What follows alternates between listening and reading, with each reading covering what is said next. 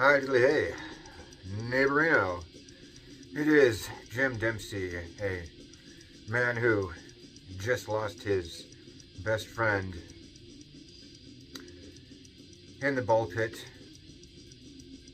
at Chuck E. Cheese. Let's talk about Slayer. Now, Slayer is hands down and unquestioned my favorite band, a fact that makes me, as a middle-aged man with some intellectual capacity and a certain level of emotional maturity, duly ambivalent because, well, most of my contemporaries have some deep emotional connection to something like the Smiths or Nirvana. Regardless of their respective artistic merits, my equivalent is Slayer. But this is a band that I have lived with for the absolute majority of my life at this point. A band that I use for purposes almost beyond just sheer enjoyment. If I need to meet a deadline, which is a pretty important thing in my field sometimes, I will put Slayer on to add in the background hum and crank the vibe up. So, let's do this quick and dirty Slayer style. I'm going to pair some of the bloat off of these Slayer albums, but before we do, let's quickly discuss the necessity of it.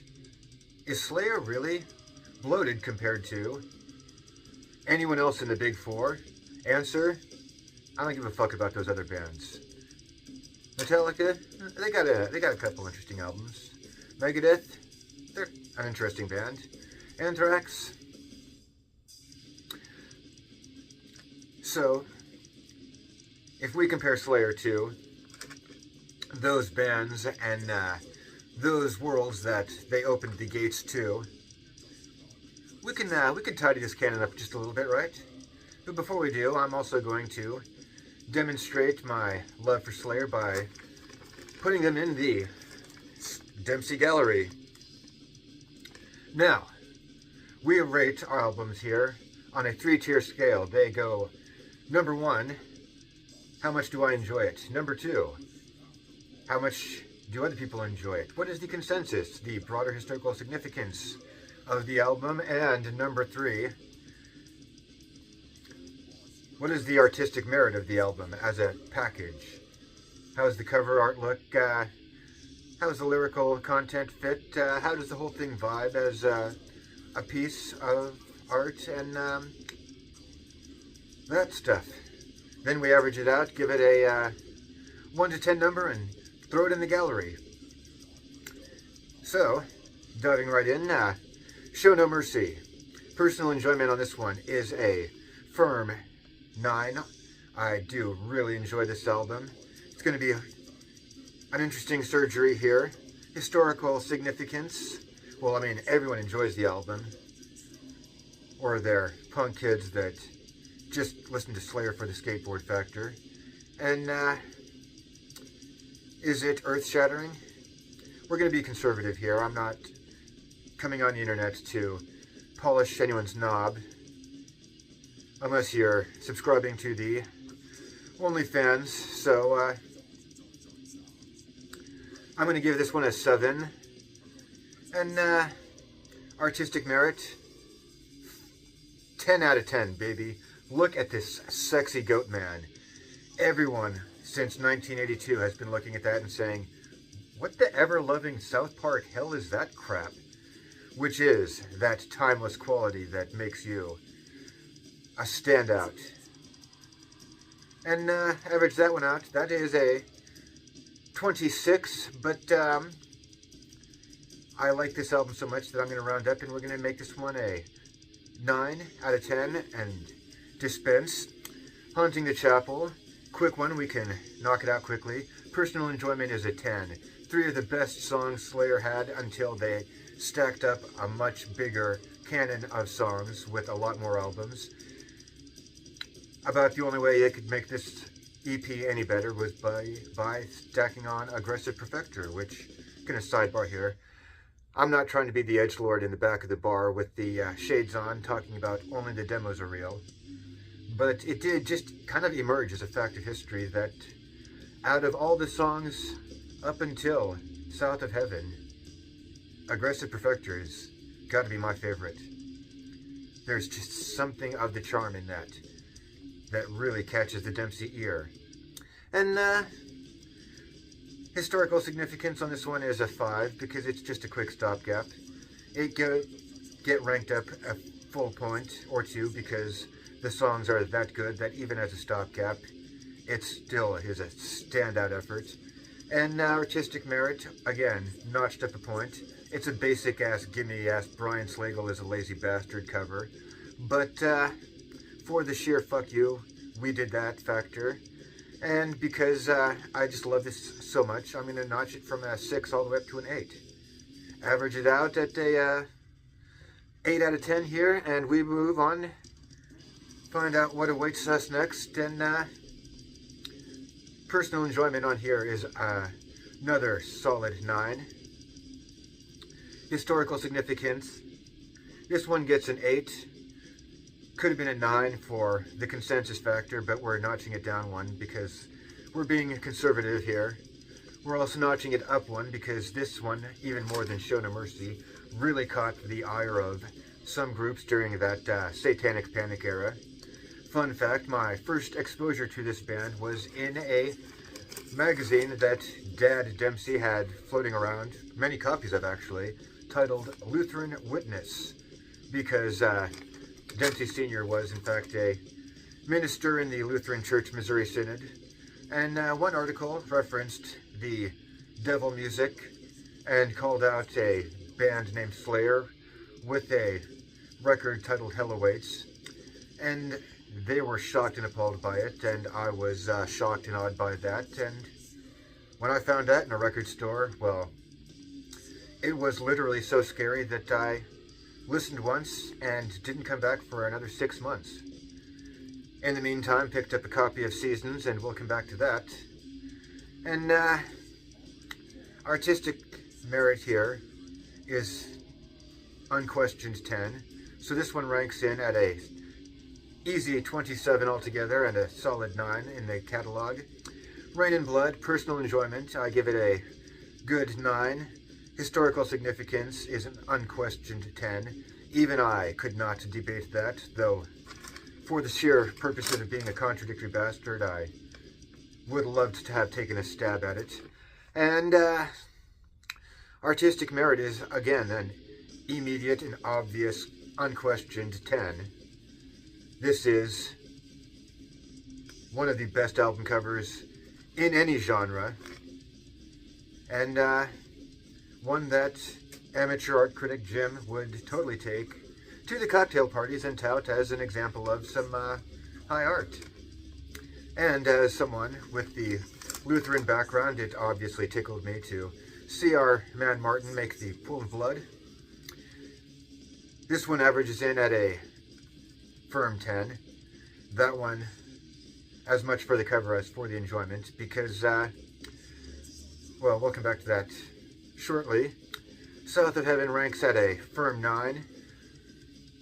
Historical significance is a 9, notched up at least 1 point, just on the factor of it is the follow-up to Rain and Blood.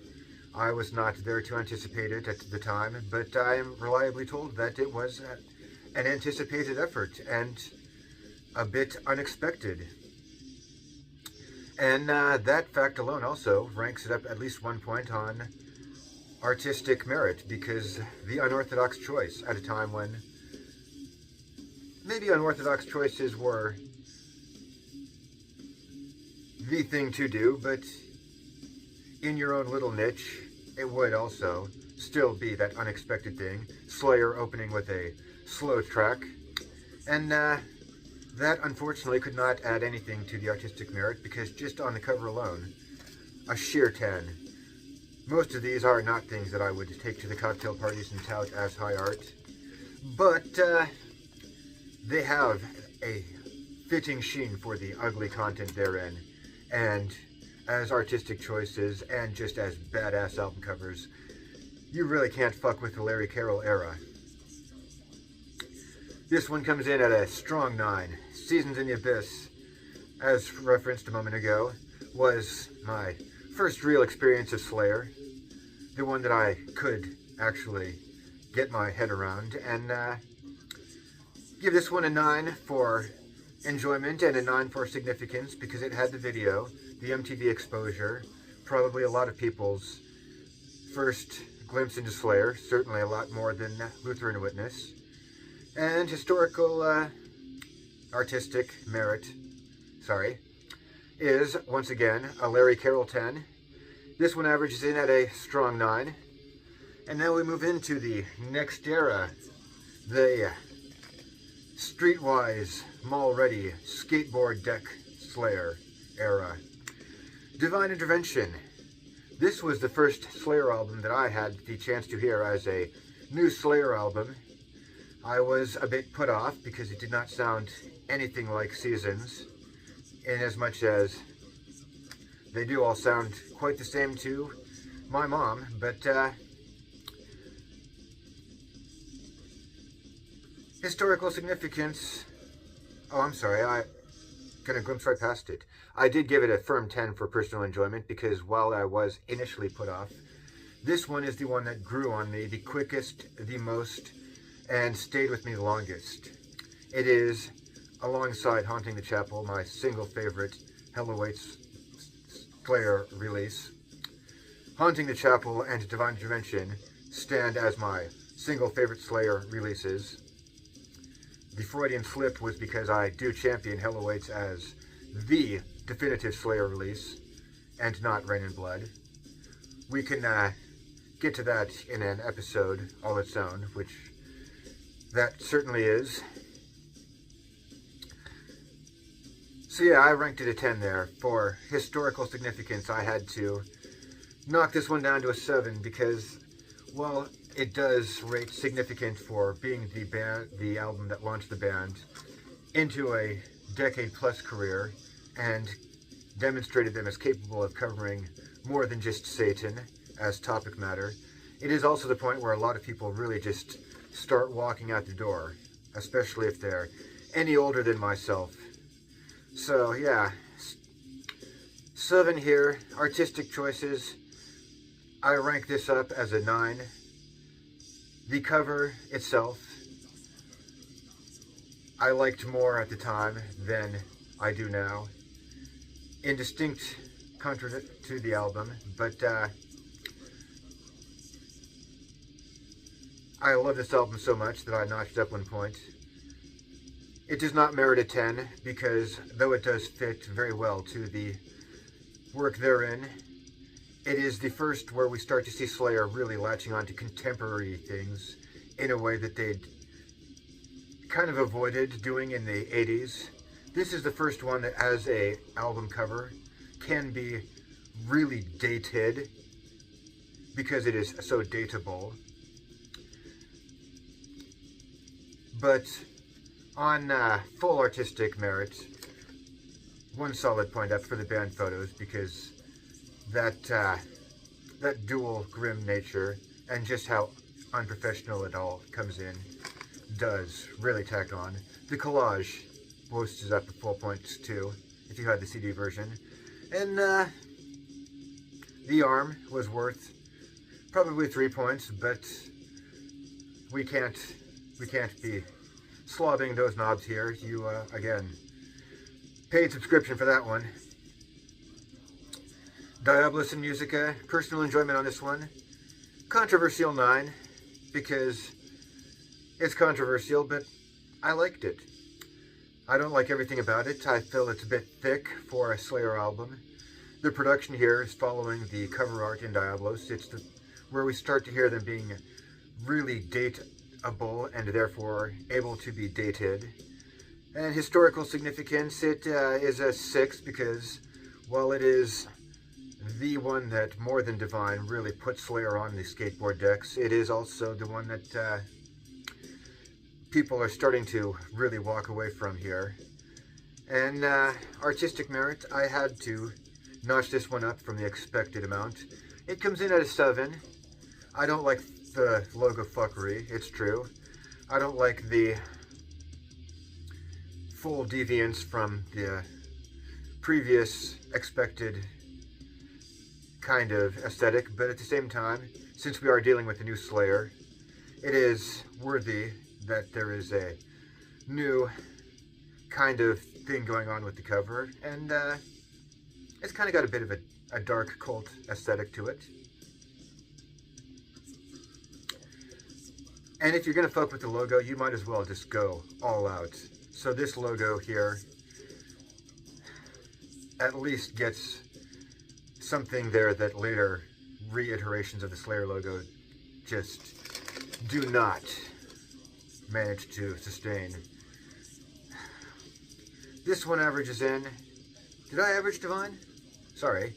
Divine Intervention, we averaged it in as a weak 9 and throw it in the gallery. Diabolus Musica, we had to average it in a strong 7. Not as good of a showing here, and it goes on. We move into God and what he thinks about us. And on personal enjoyment, I boosted up 1 full point for some of the songs here are really strong. Historical significance, I boosted up 1 full point for the excellent aesthetic decision to be released on 9/11. But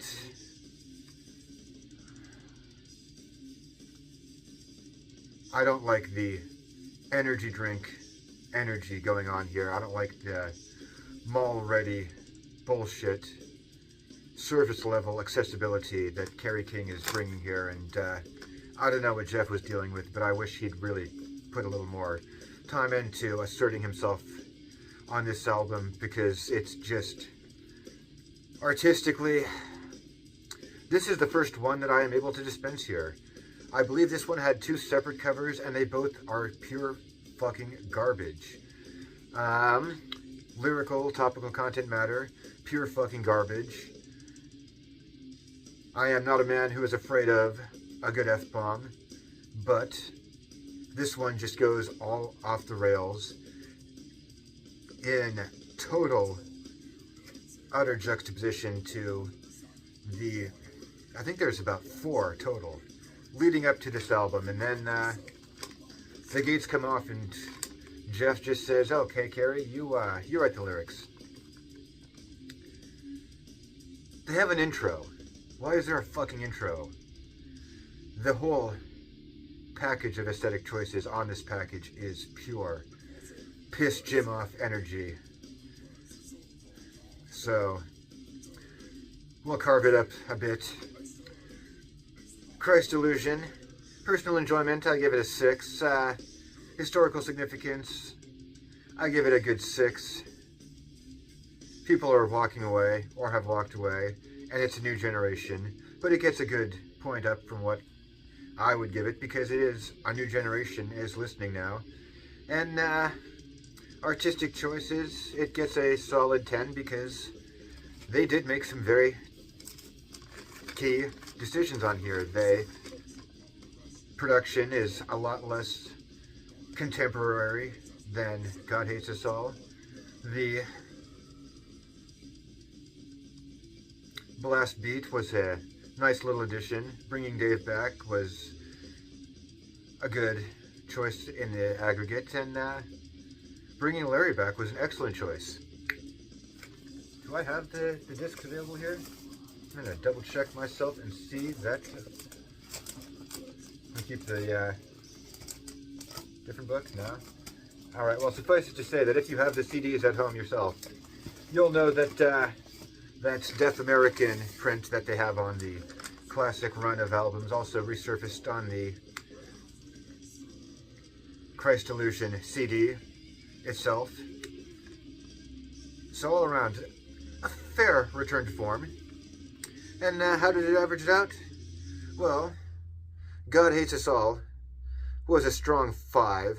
hurt significantly by a lot of those artistic choices, and Christ Delusion is a good strong 5 also, boosted significantly by those artistic choices.